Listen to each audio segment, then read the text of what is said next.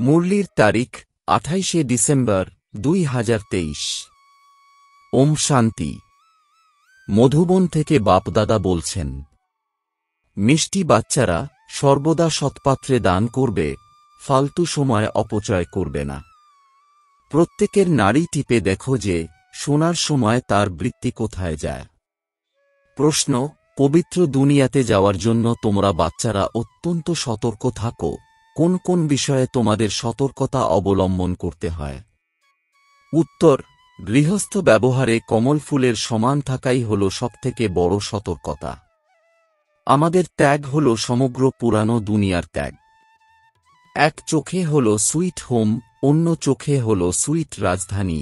এই পুরানো দুনিয়াকে দেখেও দেখবে না, এটাই হল অনেক বড় সতর্কতা। এই সতর্কতা অবলম্বন করলেই তোমরা পবিত্র দুনিয়াতে চলে যাবে। গীত: ধৈর্য ধরো হে মন। ওম শান্তি। গান শোনার সাথে সাথেই বাচ্চাদের খুশির পারদ ঊর্ধ্বমুখী হওয়া উচিত, কেননা জগতে দুঃখ তো আছেই। মানুষ মাত্রই হল নাস্তিক, অর্থাৎ বাবাকে জানে না। এখন তোমরা নাস্তিক থেকে আস্তিক হচ্ছ। বাচ্চারা, তোমরা এখন জানো যে আমাদের সুখের দিন আসছে। যখন কোথায় যাবে তখন সবার আগে নিজের পরিচয় দিয়ে বলবে যে আমরা নিজেদেরকে কেন ব্রহ্মা কুমার কুমারী বলে থাকি।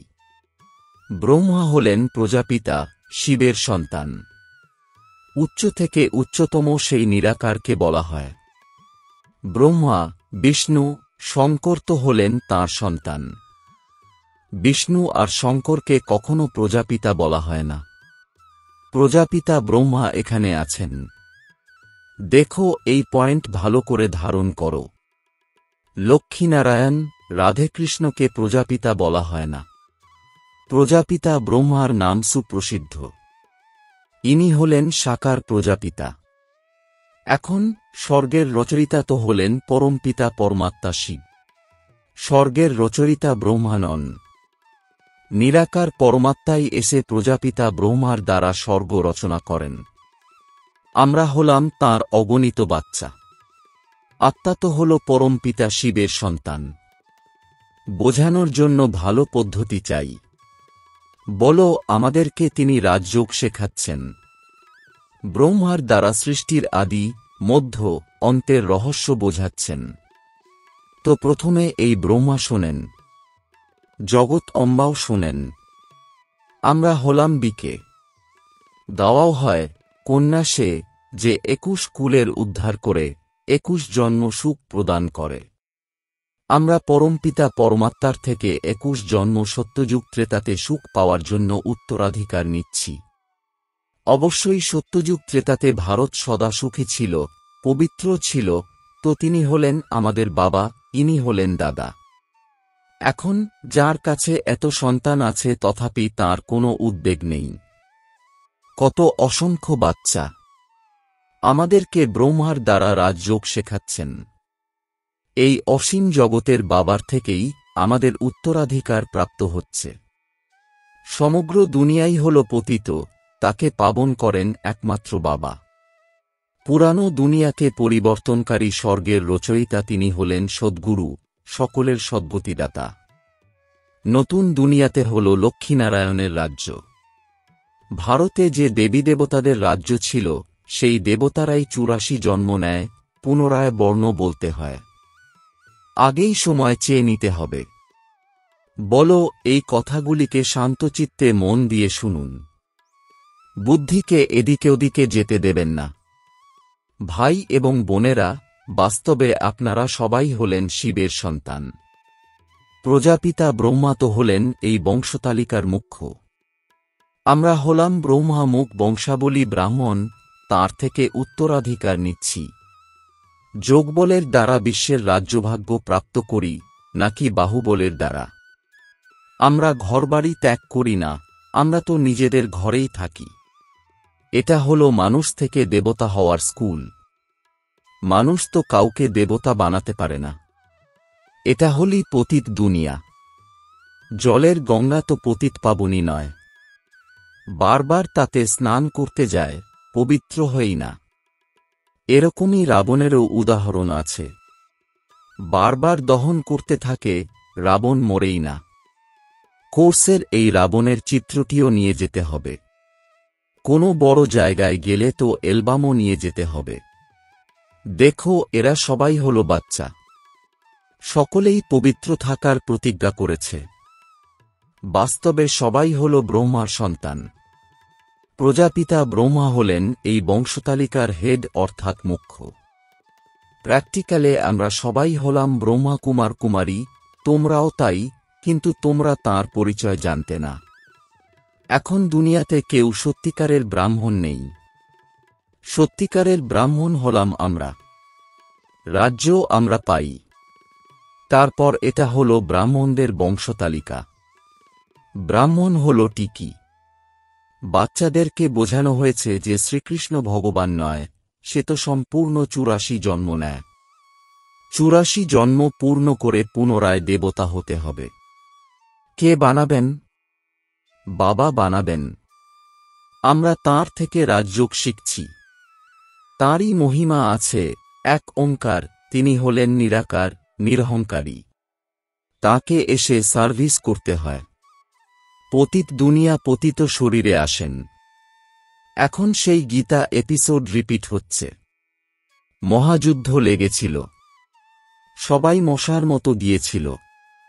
এখন হল সেই সময়। পরমপিতা পরমাত্মা শিব ভগবানুবাচ, তিনি হলেন রচয়িতা। স্বর্গে লক্ষ্মীনারায়ণের রাজ্য ছিল। সৃষ্টিকে শতপ্রধান বানানো বাবারই কর্তব্য। আমরা তাঁকে বাবা বাবা বলি। তিনি অবশ্যই আসেন, শিবরাত্রিও পালিত হয়। এর অর্থ বোঝাতে হবে। পয়েন্টস নোট করে ধারণ করতে হবে। পয়েন্টস বুদ্ধিতে রাখতে হবে।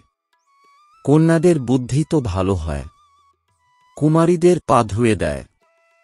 কুমার কুমারী দুজনেই পবিত্র, তাহলে শুধু কুমারীদেরই কেন নাম দেওয়া হয়?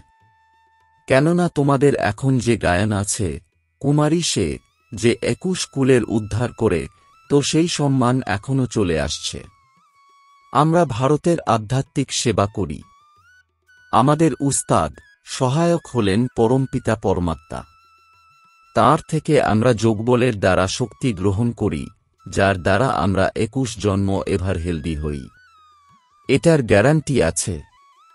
কলিযুগে তো সবাই হল রুগী, আয়ুও কম। সত্যযুগে এত বড় আয়ু কোথা থেকে আসে? এই রাজযোগের দ্বারা বড় আয়ুষ্মান হয়। সেখানে অকালে মৃত্যু হয় না। এক শরীর ছেড়ে অন্য শরীর নেয়। শিব বাবার স্মরণে থেকে এই দেহ সহ দেহের সব সম্বন্ধগুলিকে ভুলে যেতে হবে। বুদ্ধির দ্বারা আমরা অসীম জগতের ত্যাগ করি। আমাদের হল বুদ্ধিযোগের দ্বারা আত্মিক যাত্রা। শারীরিক যাত্রা তো মানুষ শেখায়। বুদ্ধির যাত্রা বাবা ছাড়া আর কেউ শেখাতে পারে না। যারা রাজযোগ শিখছে তারাই স্বর্গে আসবে। এখন পুনরায় স্যাপলিং লাগছে। আমরা সবাই হলাম সেই বাবার বাচ্চা। শিব বাবার থেকে আমাদের উত্তরাধিকার প্রাপ্ত হয়। এই দাদাও শিব বাবার থেকে উত্তরাধিকার নিচ্ছেন। তোমরাও অসীম জগতের বাবার থেকে উত্তরাধিকার গ্রহণ করো। এটা হলো বড় হাসপাতাল। আমরা ২১ জন্মের জন্য আর রোগী হব না। আমরা ভারতের সত্যিকারের সেবা করছি, এই জন্য গায়ন আছে শিব শক্তি সেনা।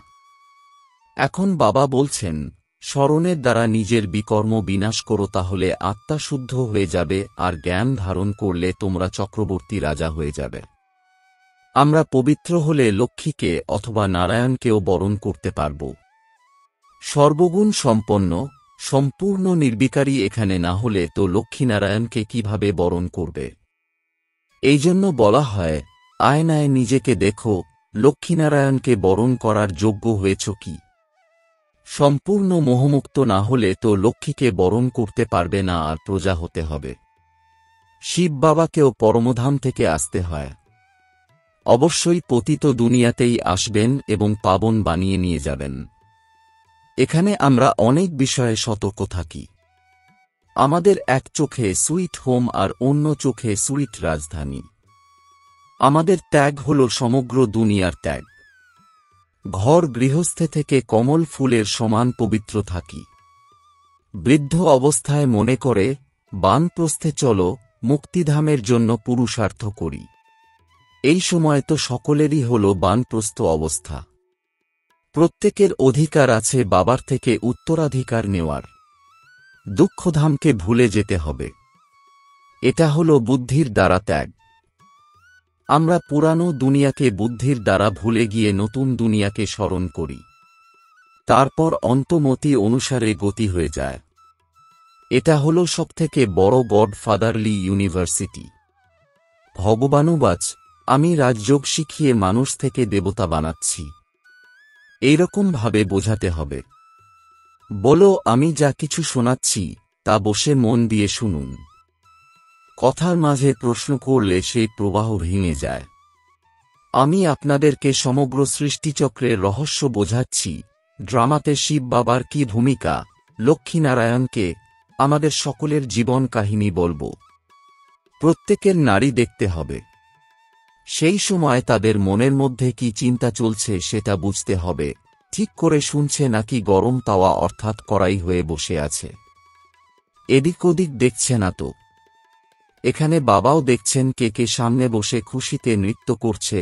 এটা হলো জ্ঞানের ডান্স।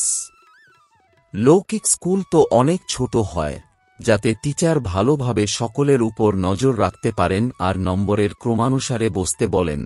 এখানে তো অনেক স্টুডেন্ট নম্বরের ক্রমানুসারে বসতে পারবে না। তো দেখতে হবে কারোর বুদ্ধি কোথাও উদ্ভ্রান্ত হচ্ছে না তো। হচ্ছে কি? খুশির পারদ চড়ছে কি? মন দিয়ে শুনছে কি? দান সর্বদা সৎপাত্রকে দিতে হবে। ফালতু সময় নষ্ট করবে না। নারী টিপে দেখার জন্য অনেক বুদ্ধি চাই। সাধারণ মানুষ তো ভয় পায়, মুখ্যত সিন্ধিরা মনে করে কোথাও বিকেরা যেন জাদু না করে দেয়, এই জন্য সামনে দেখেও না।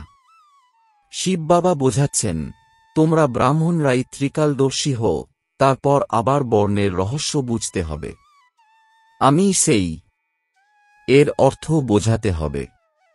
আমি আত্মা তথা পরমাত্মা বলা ভুল। কেউ আবার ব্রহ্মকেও মান্য করে, বলে অহম ব্রহ্মাস্মি। মায়া তো হল 5 বিকার। আমি ব্রহ্মকে মান্য করি। এখন ব্রহ্ম তো হল মহাতত্ত্ব, যেটা আমাদের থাকার স্থান।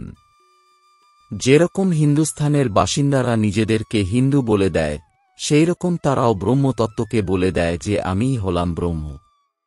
বাবার মহিমা হল আলাদা। সর্বগুণ সম্পন্ন, 16 কলা সম্পন্ন। এই মহিমা হল দেবতাদের। আত্মা যখন শরীরের সাথে থাকে তখন তার মহিমা করা হয়। আত্মাই পতিত অথবা পাবন হয়। আত্মাকে নির্লেপ বলা যাবে না। এত ছোট আত্মার মধ্যে 84 জন্মের পার্ট আছে। তাকে নির্লেপ কিভাবে বলবে? এখন বাবা পি স্থাপন করছেন, তো তোমরা বাচ্চারা বাবাকে কি প্রাইজ দেবে? তিনি তোমাদেরকে 21 জন্মের স্বর্গের রাজধানীর প্রাইজ দিচ্ছেন। তোমরা বাবাকে কি দিতে চাও? যে যত প্রাইজ বাবাকে দেবে সে ততই প্রাইজ বাবার থেকে নেবে। সবার আগে ইনি প্রাইজ দিয়েছেন। শিব বাবা তো হলেন দাতা। রাজারা কখনো হাতে কিছু নেন না। তাকে অন্নদাতা বলা হয়। মানুষকে দাতা বলা হয় না। যদিও তোমরা সন্ন্যাসীদের দান করো, কিন্তু রিটার্ন ফল তো সেই শিব বাবা দাতাই প্রদান করেন। বলে যে সব কিছু ঈশ্বর দিয়েছেন, ঈশ্বরই নিয়ে নেবেন। তাহলে কেউ মারা গেলে কেন ক্রন্দন করো? কিন্তু না তিনি দেন আর না তিনি নিয়ে নেন। তাকে তো লৌকিক মা বাবা জন্ম দেন। যখন সে মারা যায় তখন তাদেরই দুঃখ হয়। যদি ঈশ্বর দেন আর ঈশ্বরই নিয়ে নেন তাহলে দুঃখ কেন হয়? বাবা বলেন, আমি তো সুখ দুঃখ থেকে পৃথক থাকি। তো এই দাদা নিজের সবকিছু অর্পণ করেছেন, এই জন্য ফুল প্রাইজও নিচ্ছেন। কন্যাদের কাছে তো কিছুই নেই। যদি তাদের মা বাবা দেয় তাহলে তারা সেটা শিব বাবাকে দিতে পারে। যেরকম মাম্মাও গরিব ছিলেন, তারপর দেখো কত তীব্র পুরুষার্থ করে এগিয়ে গেছেন। তনমন্ধন দিয়ে সেবা করছেন। তোমরা জানো যে আমরা সুখধাম যাচ্ছি ভায়া শান্তিধাম। যতক্ষণ আমরা বাবার কাছে না যাব তত তাড়াতাড়ি আমরা শ্বশুর বাড়িতেও আসতে পারব না। পিতৃগৃহে তো বসে আছি, প্রথমে বাবার কাছে যাব, তারপর শ্বশুর বাড়িতে আসব। এখানে হল শোক বাটিকা, সত্যযুগ হল অশোক বাটিকা। আচ্ছা। মিষ্টি মিষ্টি প্রশিক্ষার্থী বাচ্চাদের মাতাপিতা বাপদাদার স্মরণসহ স্নেহসুমন আর সুপ্রভাত। আত্মিক পিতার আত্মিক বাচ্চাদেরকে জানাচ্ছি নমস্কার। ধারণার জন্যে মুখ্য সার। এই বানপ্রস্থ অবস্থাতে সুইট হোম আর সুইট রাজধানীকে স্মরণ করা ছাড়া বাকি সবকিছু বুদ্ধি দিয়ে ভুলে যেতে হবে, সম্পূর্ণ মোহমুক্ত হতে হবে। 2. বুদ্ধিযোগের দ্বারা অসীম জগতের ত্যাগ করে আত্মিক যাত্রা করতে হবে। শ্রীমতে চলে পবিত্র হয়ে ভারতের সত্যিকারের সেবা করতে হবে। বরদান, শ্রেষ্ঠ কর্মরূপী বৃক্ষের ডালে আঁটোসাঁটো হয়ে বসে না থেকে উড়ন্ত পাখি হয়ে হিরো পাঠধারী ভব। এর বিস্তার, সঙ্গম যুগে যে শ্রেষ্ঠ কর্ম করছ, এই শ্রেষ্ঠ কর্ম হল হীরের ডাল অর্থাৎ বৃক্ষের শাখা প্রশাখা। সঙ্গম যুগের যেরকমই কর্ম হোক, কিন্তু শ্রেষ্ঠ কর্মের বন্ধনেও ফেঁসে যাওয়া অথবা পার্থিব জাগতিক বস্তুর প্রতি কামনা রাখা, এটা হল সোনার শিকল। এই সোনার শিকল বা হীরের শাখা প্রশাখায় ঝুলতে থেকো না, কেননা বন্ধন তো বন্ধনই হয়।